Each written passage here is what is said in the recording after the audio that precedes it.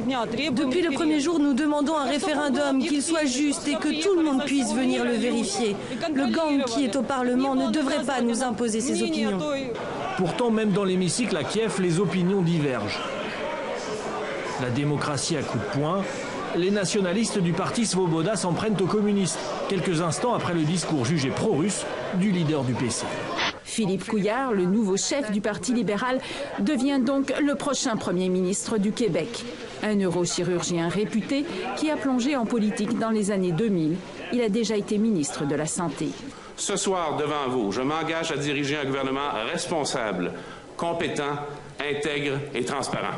Du côté des partisans du Parti québécois, c'est la déprime, et je dirais même la très grosse déprime, parce que c'est une défaite absolument historique. En fait, c'est le pire score électoral jamais enregistré par le Parti québécois depuis 1970.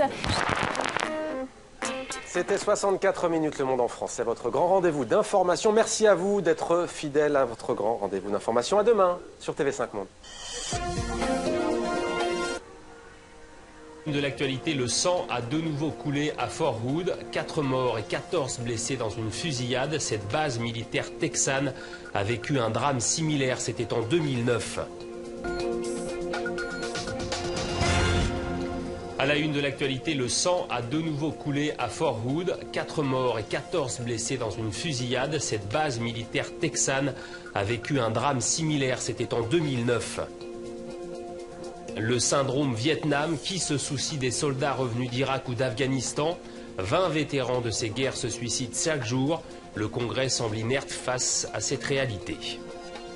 Le troisième sexe, en Australie, une personne a été déclarée de genre neutre. La justice a reconnu que Nori n'était ni masculin ni féminin. Bienvenue à tous. Le bilan est pour l'heure de 4 morts et de 14 blessés. Une fusillade s'est produite à Fort Hood, aux États-Unis. La base militaire texane vient de revivre le drame de 2009. Grégory Fontana. Plus personne ne rentre ni ne sort de la base militaire. Le site reste entièrement bouclé par les forces de sécurité et les autorités appellent les habitants via les réseaux sociaux à se calfeutrer chez eux. Plusieurs heures après le début de la fusillade, ce sont les seules images dont disposent les chaînes de télévision américaines et très peu d'informations sur ce qui a pu se passer à l'intérieur de la plus grande base militaire du pays. Selon plusieurs médias, le tireur serait un soldat de 34 ans. La fusillade ferait suite à une dispute entre militaires. Tous les bâtiments seraient actuellement fouillés par des policiers d'élite. Barack Obama, le ton grave, fait une brève déclaration. La situation est suivie de près. Nous sommes dévastés qu'une chose comme celle-ci ait pu encore se produire. Il y a 5 ans, en effet, la base de Fort Hood était le théâtre d'une attaque sans précédent. 13 morts et plus de 30 blessés. L'auteur de la fusillade, le major Nidal Hassan, disait vouloir empêcher les soldats de participer à la guerre en Afghanistan, une guerre qu'il jugeait illégale. La justice l'a présenté comme un loup solitaire d'Al-Qaïda. Il a été condamné à mort en août 2013. Et les vétérans américains des guerres d'Afghanistan et d'Irak cherchent eux de l'aide. L'opinion publique américaine comme les politiciens semblent détachés. Pourtant, le nombre de suicides chez ces anciens combattants est dramatique. Correspondance à Washington de Joe Napier. On les appelle les vétérans du 11 septembre. 2,5 millions de jeunes Américains déployés en Irak et en Afghanistan. Ils en reviennent mutilés, brisés, traumatisés. Déprimé, en colère, sans aide et sans espoir à l'âge de 20 ans, le sergent Christopher Goldsmith a essayé de se suicider. Rather than treating me medically, the military treated me like a criminal. Et au lieu de l'encadrer, l'appareil militaire l'a traité comme un criminel, dit-il, un lâche. Il a été renvoyé pour mauvaise conduite. Une histoire triste, certes, et la sienne finit pourtant bien. Christopher est sur la voie de la réhabilitation. Pour des milliers d'autres vétérans du 11 septembre, c'est loin d'être le cas.